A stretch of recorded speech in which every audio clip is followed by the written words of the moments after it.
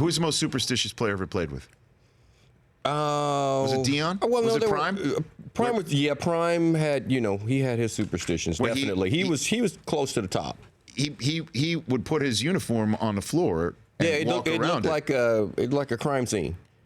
I mean, you could just, like a chalk outline, he would have his entire uniform laid out with his socks, because he wore like 9 pairs of socks, because he has these, he's got these little skinny legs. Yeah. So he would build his calves.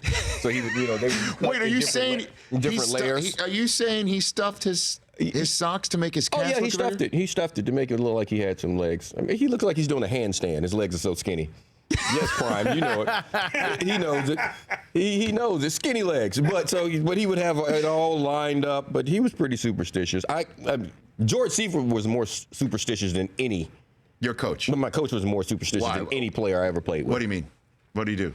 He had all sorts of little superstitions. Like, he would never, like, the practice field, leaving the locker room out to the practice field. The first field we came to was a turf field. So he would always walk right down to the logo.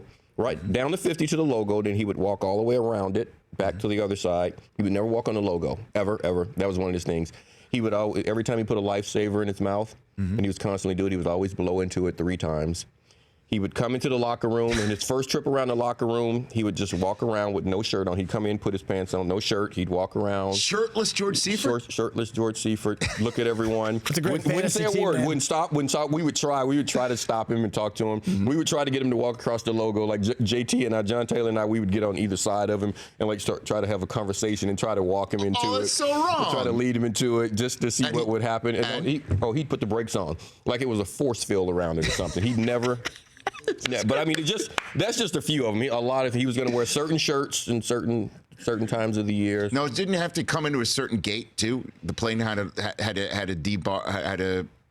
land at a certain gate. I heard that one too. Oh, no? Yeah, we always went out. I think it was 81. Gate 81. Yeah, I think it was gate 81 that we always. It was always the same one out of SFO. Yeah, everything was the same.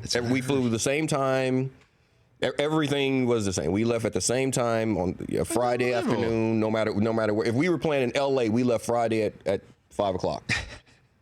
Yeah, it didn't matter if we were going to the East Coast or if we were coming from the Bay to here. Yeah, everything was the same. Same flight attendants, pilots, everything.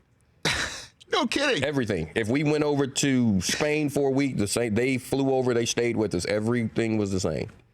Seifert. Yeah. That's superstitious. Yeah, so no player is that superstitious. Eric Davis here. I love stories like that on The Rich Eisen Show. The Rich Eisen Show. Weekdays at noon Eastern on Audience.